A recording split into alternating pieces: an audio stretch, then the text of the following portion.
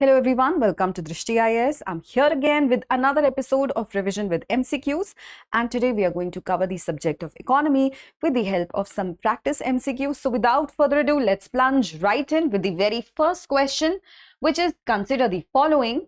1. Increasing tax revenue by widening the tax base. 2. Reducing non-essential revenue expenditure.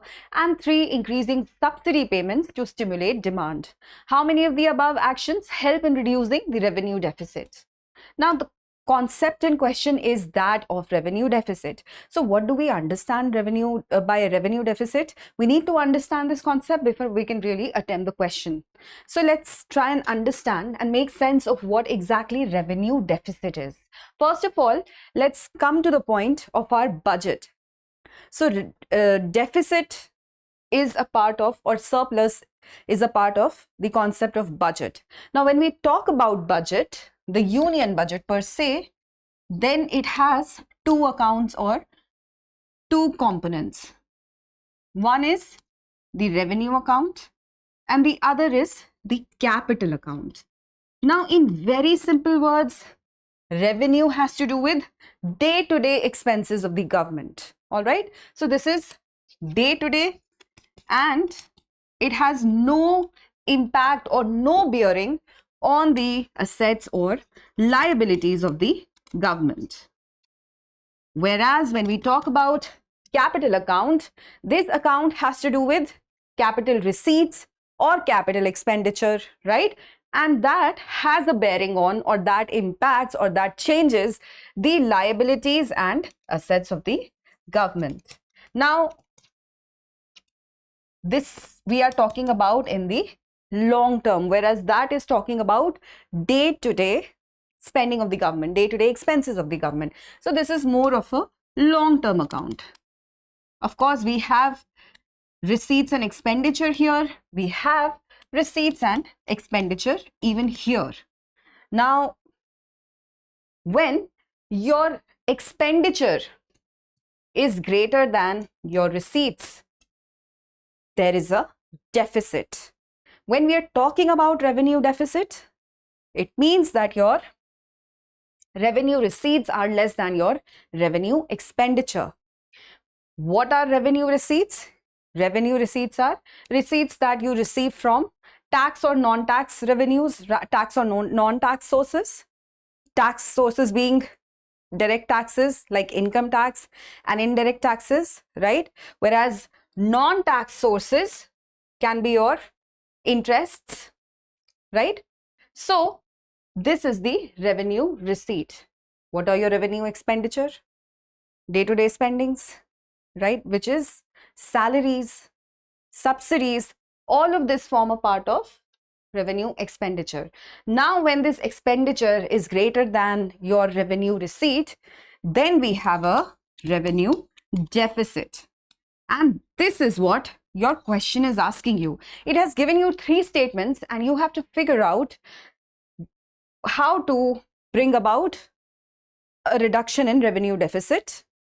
And those three statements we are going to gauge on the basis of what we have studied just now. So first of all, increasing tax revenue by widening the tax rate.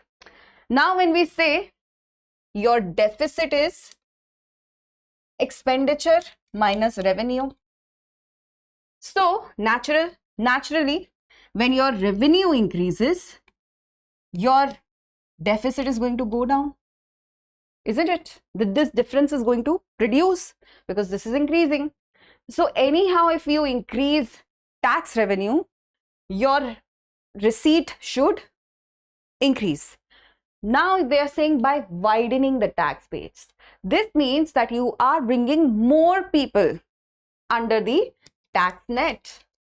You are taxing more people instead of increasing the rate of taxation, increasing the taxes. You are actually bringing in more people, keeping the same amount of taxation rates. All right. So nonetheless, it is going to definitely reduce your revenue deficit. The second statement says reducing non-essential revenue expenditure. Notice the word non-essential. Non-essential revenue expenditure is your wasteful expenditure because it's not essential. So if you reduce your revenue expenditure and you practice fiscal austerity, then naturally what is going to happen? Again, if your expenditure is going down, then again your deficit will further go down, because here again your difference is reducing. So this is definitely going to reduce revenue deficit. Finally, increasing subsidy payments to stimulate demand. Subsidy payments are a part of revenue expenditure. We just discussed. So if you're increasing the expenditure, the deficit is also going to widen.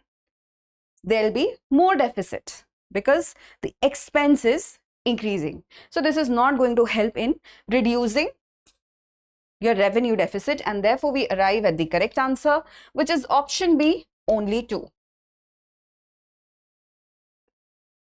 So this is the explanation in detail. Kindly pause the video and take a look at it. Here we have the second question. Consider the following statements. 1. The interest coverage ratio measures how easily a company can meet its interest obligations using its operating earnings. And second, a high interest coverage ratio indicates that a company is relying heavily on debt to generate its profits. Again, we have a concept here, which is interest coverage ratio. And here we have another concept of operating earnings. Let's first try to understand these concepts and then we look at the statements once again. So we have interest coverage ratio. What is this ratio? It basically means the ability of a company to pay its outstanding debts with the help of its operating earnings. So if a company has certain debts and it's able to pay the interest on that outstanding debts with the help of its operating earnings. What are operating earnings? Operating earnings means the profit that the company makes solely from its core business operations. So if those profits alone are used for payment of interest for their outstanding debt, that concept is ICR, or interest coverage ratio. Now in mathematical terms, or in the terms of a formula, it can be expressed as what? EBIT divided by interest expense. So you see, this becomes a ratio. This becomes a ratio, something by something. What is EBIT? EBIT is earnings before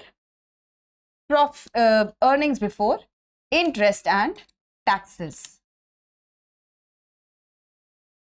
So if you're only looking at those earnings and divide them by your interest expense, you will arrive at interest coverage ratio. Now, another thing that you need to notice over here is that if the number is, let's say for example, that a company has an EBIT of 9 crores and it has to pay 3 crores as interest, right? So naturally, they will be able to do so, and the ratio comes out to be 3, which means it is capable of paying its interest thrice, 3 times, okay? And it is in a very healthy position. If not very healthy position, well, it's in a decently healthy position. Whenever this drops down to, let's say, 1.5 or below 1, then you know that the company is in dire straits. It's not doing well. So when we say that you can, well, with this amount you can pay the interest thrice, so that is why it is also called TIE, or times interest earned ratio. TIE ratio, or times interest earned ratio. So if you have this 9 crore, that means you have earned your interest how many times? 3 times. All right. So that is how we arrive at this concept. Now, when we have this, let's take a look at the statements given to us earlier. So the interest coverage ratio measures how easily a company can meet its interest obligations using its operating earnings. The statement is accurate. We have just discussed. This is in fact the definition of interest coverage ratio. The second statement says a high interest coverage ratio indicates that a company is relying heavily on debt to generate its profits. What did we just discuss? So suppose we have the interest ratio of, let's say, 5 or 3 as we took in our example. That does not mean that the company is relying heavily on debt.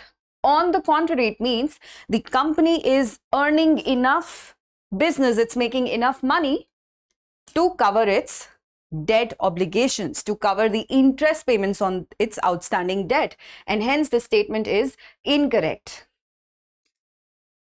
So we have option A as the correct answer, which is 1 only. So you may want to pause the video and take a look. So here, if you want to consider it, if the ratio falls below 1, it indicates that the company's earnings are insufficient to cover its interest costs and it signals financial distress. A ratio of exactly 1 means the firm earns just enough to meet its interest obligations, leaving no cushion for unexpected downturns. Question third, consider the following statements regarding zero coupon bonds. What are zero coupon bonds? So basically, zero coupon meaning there is no coupon. What is coupon? In the world of finance, loosely or roughly, we can refer to as interest. So zero coupon bonds are not interest bearing bonds. They are not interest bearing bonds. And here a person or an investor, what does the investor earn or what is the investor's return? It is basically the amount that the investor earns at the end of the maturity period, and there are no interest payments done by the issuer periodically. So in coupon bearing bonds, there are periodic interest payments done by the issuer to the investor, all right, based on the coupon rate, the rate of interest, whatever is decided. But here there are no interest payments periodically, so it's zero coupon, and the investor earns its return or his return how? At the end of the maturity period. That is what happens. So for that, say for example, the zero coupon bond price is, face value is ₹1,000, meaning it is going to give ₹1,000 at the end of the maturity period to the investor. So for investor to make a profit, he or she should buy it at a lesser price, meaning he or she should buy it at a discounted price, at a discount. So for example, the investor bought it at ₹500. So we say that the investor actually bought the zero coupon bond at a discount. All right. If we said that the investor bought it for ₹1,100, ₹1,200, ₹1,500, anything over the face value or the price of the bond, then we would have said that the investor bought it or this was issued at a premium. But usually zero coupon bonds are issued at a discount. Otherwise, how will the investor make any profits, any returns? Because they are not being paid any interest periodically. So let's look at the first statement. They are issued at a premium to their face value. Face value is the price of the certificate, the price you're going to earn at maturity. Because they compensate investors through periodic interest payments instead of a maturity payment. Now, there's so many issues in the statement. The very first one, they're issued at a premium. No, we just discussed they're issued at a discount. And secondly, because they compensate investors through periodic interest payments. No, then why would its name be zero coupon bonds? Then it would be coupon bearing bonds. So here, this statement is incorrect. The second statement says Zero coupon bonds typically have long maturity periods. Now, it is true, normally typically they do have a long maturity period, and they are used for, let's say, somebody's education loan in the future. All right, so they have quite a good maturity period of over 10, 15, sometimes even 30, 40 years. So this is accurate. So here again we have 2 only as correct, and therefore option B is the accurate answer to this question. I hope things are clear. This is the explanation. Please take a look at it. Question 4, consider the following statements about regional rural banks. 1. RRBs were established in India in 1975 based on the recommendation of the Narsimhan Working Group. Now, this statement is accurate. And let's first understand what exactly are RRBs. Now, as the name suggests, RRBs are what? Regional rural banks. And their objective is what? Financial inclusion of whom? Financial inclusion of whom? Financial inclusion of basically your small and marginal farmers, your agricultural laborers, and rural artisans.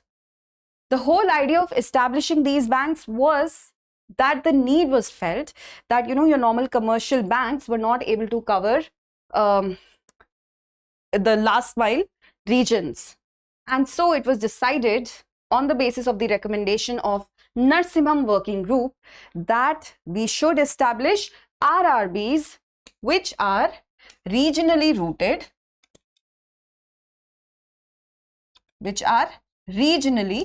rooted, and they should have this spirit of financial inclusion. Hence, this first statement is correct. Which was the first regional rural bank that was established? It was Prathama Bank, and its sponsor was Syndicate Bank, which is now merged with Canara Bank. What is a sponsor bank? A sponsor bank is a public bank that provides training and managerial support to any RRB. All right, and this Prathama Bank was established in Uttar Pradesh. Now, the second statement is the ownership structure of RRBs is in the ratio of 50:35:15 among the central government, sponsor bank, and state government respectively. So, it is indeed correct that the RRBs have a tripartite ownership. Meaning it goes 3 ways. So 50% ownership belongs to the central government, 35 to the sponsor bank. Sponsor bank we just discussed, the public bank that actually provides training and managerial support to the RRBs. And then 15% ownership lies with the state government. Now, we also have this one state, one RRB, under which one region has only one RRBs, and therefore the number of RRBs have gone down from 43 to 28. So this is one fact that you might want to remember for your prelims. Anyway, this statement is correct. 3, more than 90% of RRB branches are located in rural and semi-urban areas. This is also accurate. Approximately 92% of RRB branches are established in rural and semi-urban areas. Hence, this statement is also correct, which leads us to our correct answer, option D, 1, 2, and 3. Here is the explanation, and you might want to pause the video and take a look at it.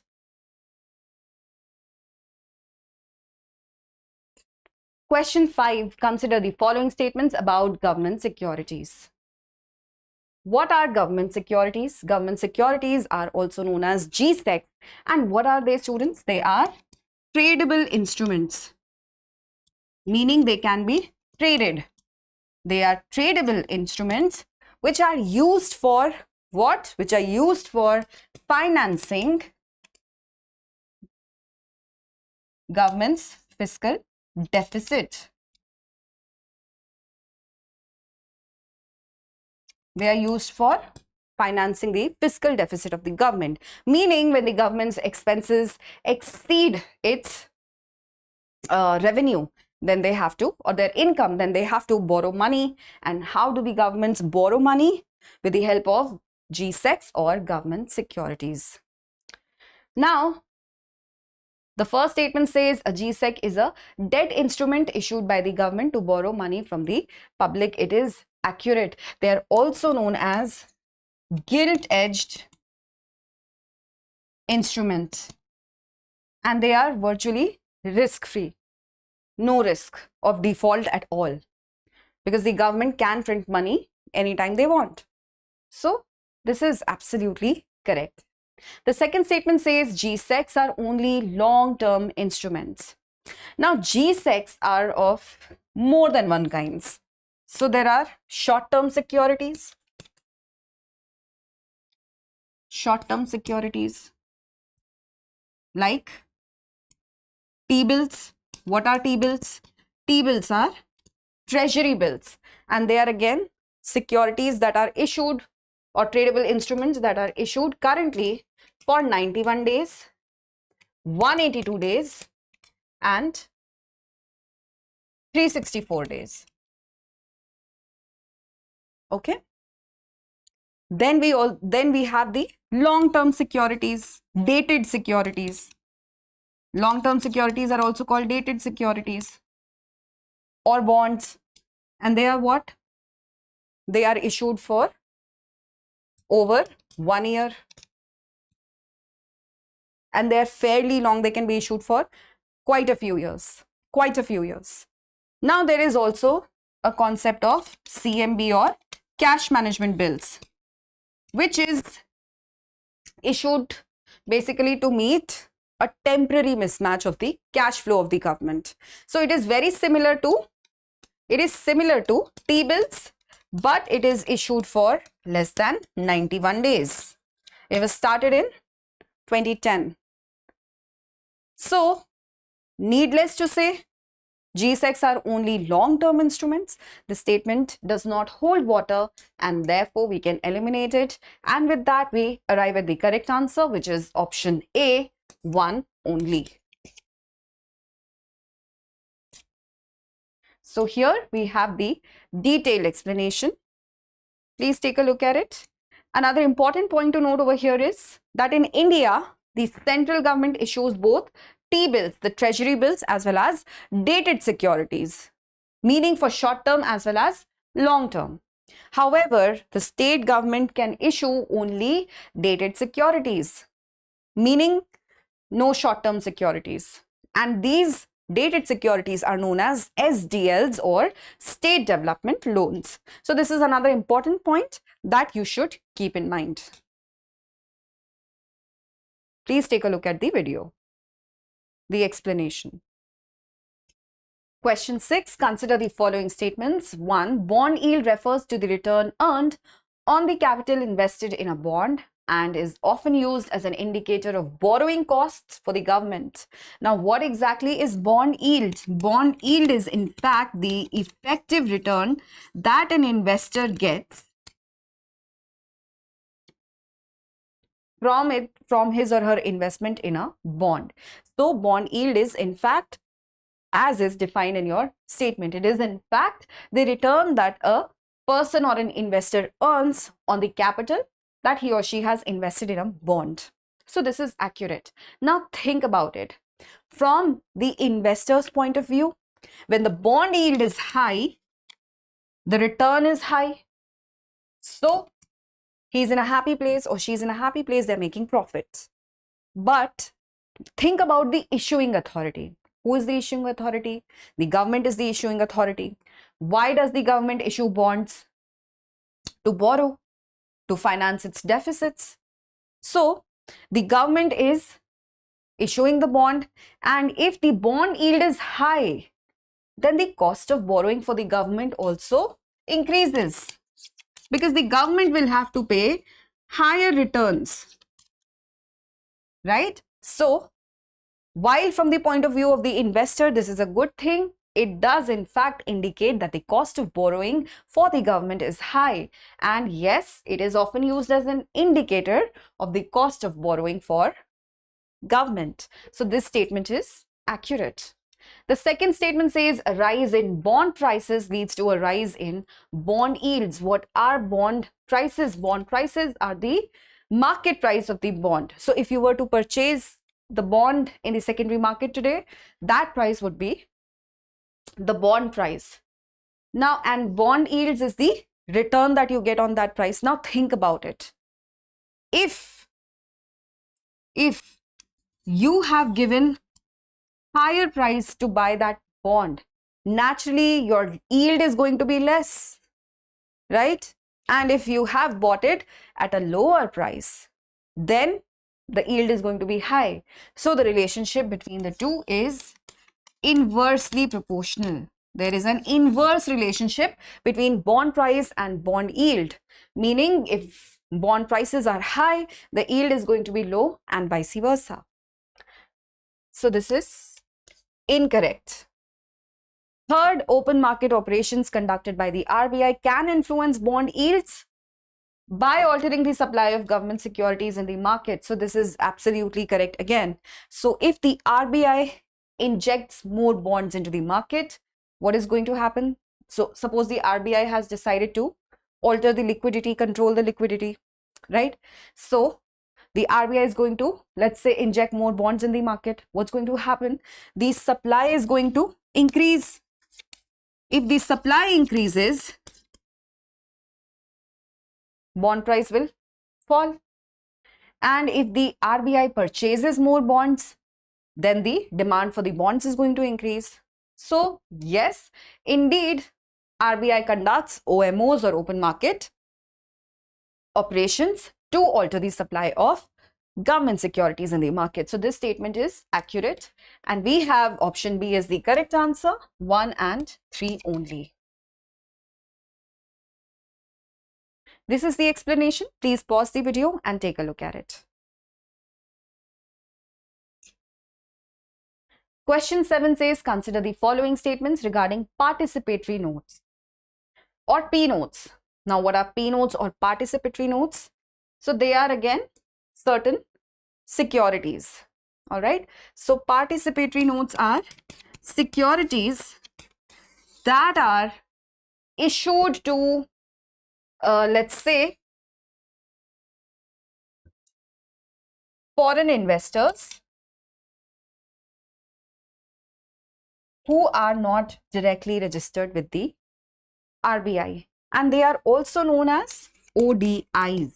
These P notes are also known as ODIs, which is overseas derivative instruments. Overseas derivative instruments.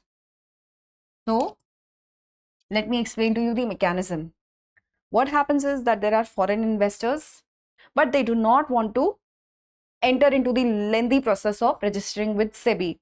So what they do instead? They approach FPIs. You may have heard of foreign portfolio investors. So they approach FPIs, and these are big institutions like your Goldman Sachs and your Morgan Stanleys, right? So these are big institutions that are registered with the SEBI. And so what do they do? These foreign investors pay them the money, and since they're already registered with SEBI, they kind of invest your money or the overseas money into the stock market. So that's how it's done. So the first statement says P notes are issued directly by the Securities and Exchange Board of India. No, students, Securities and Exchange Board of India, SEBI, is a regulatory authority. It does not issue P notes directly. And to foreign investors who do not wish to register in India, no. So this statement is incorrect. SEBI will not issue. It will only regulate. Second, P notes derive their value from Indian securities such as equities, which serve as their underlying assets. Now, notice I told you over here they are known as ODIs or overseas derivative instruments. When they are known as derivatives, why they are known as derivatives? It simply means that they derive their value from something else. What is that something else? That something else is called underlying assets. And what are these underlying assets? They are Indian securities, right? Equities or bonds. Okay, so they are called derivatives. Why? Because they derive their value from underlying assets, and these underlying assets could be your bonds as well as equities. So the statement is correct, and we have 2 only as the correct answer, which is option B. This is the detailed explanation. Please pause the video and take a look at it. Question 8, consider the following statements. A futures contract is an agreement where the buyer or seller must buy or sell a specified quantity of an asset at a predetermined price on a future date. The second statement says, an options contract gives the buyer the right to buy or sell an asset at a predetermined price on or before a specific future date. Now, here we are talking about F and O, futures and options. So what exactly is future? Future is basically a legal foundation. It is a legally binding contract wherein the buyer and sellers are both under an obligation, all right, to sell their assets at a predetermined price at a future date. Now let me explain you with the help of an example. Suppose there is a farmer and there is a bakery. So the farmer is the seller and the bakery is the buyer. Now they come into an agreement, they enter an agreement and they say, well, the farmer says, I am going to give you 300 quintals of wheat within 3 months, or 300 tons of wheat within 3 months at the price of 500 rupees per ton. They both sign the contract. Now, after 3 months, whether the market price of wheat is double 600, the farmer will still be obligated to sell it. All right, even if the farmer is likely to bear heavy losses. This is legally binding, whereas the bakery is going to be happy with the situation. However, let's say the price of wheat falls for some reason. There's a surplus and the wheat is now priced at 100 rupees per ton instead of 500 rupees per ton. So here again, the buyer is obligated to buy the product, the asset, at the predetermined price at the specific date. So this is what your futures means. Then we have another option of option. What does option do? Now this gives you, it gives the buyer mainly. Here the seller does not have so much of a right as much as the buyer. It gives the buyer the right, which you can understand as a choice or an option, to sell the asset or buy the asset at a later date. All right. Now, how does the buyer get that choice? By paying an upfront fee, which is known as the premium.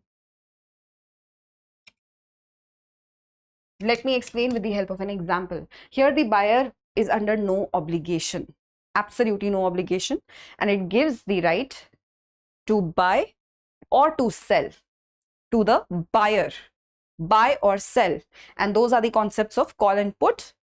We will come at it at in a moment, but let's first understand. So for example, there is a home buyer. All right, so this buyer has the option of buying a house at 5 lakh, let's make it 50 lakhs, 50 lakhs rupees in the market after 3 months. right? And there is another, let's say the real estate agent. Now who's willing to sell this house for 50 lakhs after 3 months? Now what this buyer does, he's a smart person. So he says, well, I'm giving you, let's say, rupees 20,000 in advance, so that I have the option, I have the choice to make the decision after 3 months, whether I'd like to stick to it or not. Now, suppose after 3 months, real estate prices are soaring and this house is available now for 60 lakhs. Because this buyer has paid that premium, that upfront fee of rupees 20,000, he or she can negotiate and bargain their way to purchase the house for rupees 50 lakhs. On the other hand, let's say after 3 months, there is a dip and the house is available for 40 lakhs. And now this buyer says, well, I agreed to pay 50 lakhs, but the prices are too low. 40 lakhs, why should I bear the loss? So what the person says? The buyer actually allows that option to expire. So what that buyer loses is merely 20,000.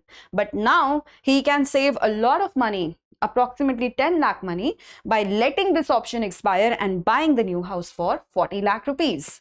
So this is the whole idea of future and options. Now the futures contract is an agreement where the buyer or seller must buy or sell a specified quantity of an asset at a predetermined price on a future date. This is accurate. This asset could also be a commodity. And the second statement says an options contract gives the buyer the right to buy or sell an asset at a predetermined price on or before a specified future date.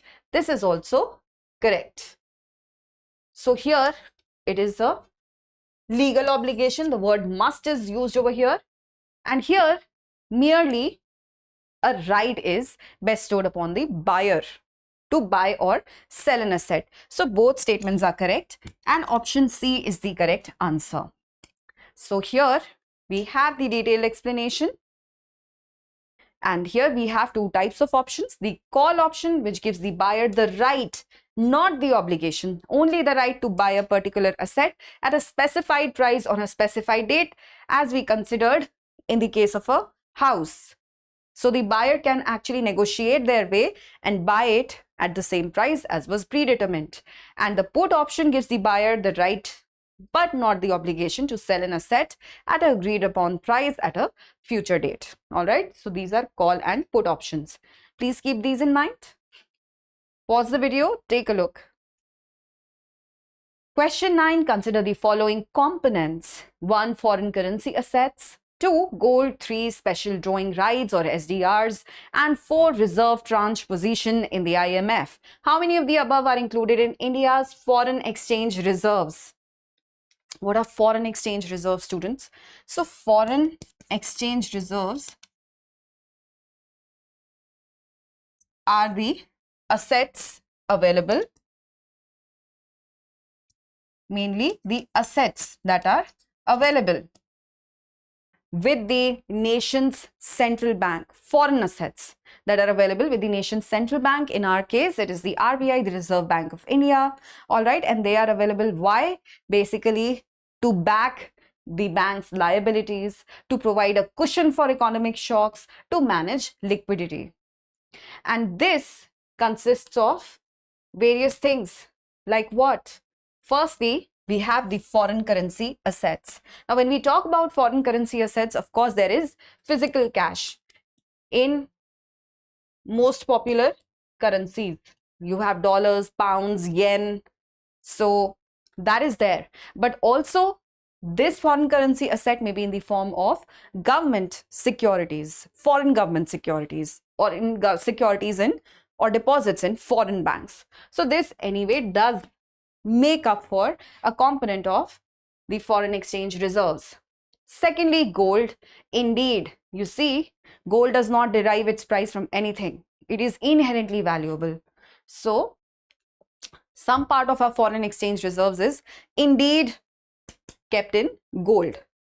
Third, special drawing rights or SDRs. What are special drawing rights? So they are basically a form of assets that were created by the IMF in 1969. And they are not currency in themselves, but they are a special form of currency, you can call it, and they happen, or they are formed from the combination of 5 very powerful currencies, which are which ones? We have the dollar, the pound, the US dollar, the UK pound sterling. We have, of course, the euro. Then we have the Japanese yen and the Chinese renminbi. So this is the currency basket of 5 currencies, and special drawing rights are kind of a combination of these, and this is basically an IMF's special currency. Now, the fourth point is reserve tranche position in the IMF. Now, what is a reserve tranche position? Basically, it is a, let's say, a quota or a membership fee that all members of IMF have to pay. So this again does form a part of India's foreign exchange reserves. So here you can see all 4 are a part of the foreign exchange reserves of India, and therefore option D happens to be your correct answer. Here you can take a look at the explanation. Question 10, the final question with reference to investments. Consider the following: 1. Social venture funds, 2. Private equity funds, 3. Infrastructure funds, and 4. Angel funds. How many of the above are classified as alternative investment funds, AIFs, under SEBI regulations? So first, let's try to understand what exactly is alternative investment funds. So these are basically nothing but private investment vehicles. Private investment vehicles. And what do? They basically pool money, collect money from Indian investors as well as foreign investors, and then they invest it in non-traditional places. So traditional places are like your equity market, right? They do not do so, and they are regulated by SEBI AIF, or Alternative Investment Fund Regulations of 2012. Now, in order to better manage these funds, they have been categorized in 3 compartments. So there are 3 categories of alternative investment funds. The first one, for the sake of understanding, let's say these are those funds that invest in those companies or those startups that have or that show good promise of a higher economic growth, who have a higher economic potential. So we can, let's say, call it economically beneficial. Sometimes they also invest in projects that are socially beneficial, and it may be noted that it's not always the case that a socially beneficial project does not yield good returns. It might also provide reasonable returns. So for such projects, we have category 1 of AIFs, alternate investment funds. The second category, just for the sake of explanation, I am loosely calling it as the residual category. And why am I calling it so? Because these funds do not invest either in category 1 or category 3. And here, these funds would usually not undertake leverage. What is leverage, students? These funds will not undertake money, or they will not borrow money to invest. They will not undertake leverage, means they will not borrow any money to invest, except for their day-to-day operations. Otherwise, they do not really borrow any money. And this is residual. The third category can be called as, let's say, complex alternative funds. Why? Because they use diverse and complex strategies of investment so that they can enhance returns. All right. So this is category 3. Now let's take a look at the options that have been given to us and determine whether they are all investment funds or not. So first one is social venture fund. Now these funds are those that are basically socially beneficial. So these funds invest in those projects, sometimes even government projects that not only promise social benefits but also promise reasonable returns. So this becomes what? Category 1. So yes, this is the form of your AIF. The second one is private equity funds. Now, private equity funds over here is what exactly? So these funds invest in those companies that are not listed in the stock market and they find it difficult to raise money. So yes, indeed, they are also AIFs. And which category do they belong to? Not the first one, not the third one. So this is category 2. Then we have infrastructure funds, again, also socially beneficial as well as reasonable returns. So it falls under category 1. And we have angel funds. Angels are what? They, invest in those startups which are not easily getting venture capital funds. So they provide the seed money for investment. So again here, startups are involved, category 1. So all 4 of them are a form of alternative investment funds, and therefore option D is the correct answer. You have the detailed explanation with you. Kindly take a look at it. Pause the video, try and understand it correctly.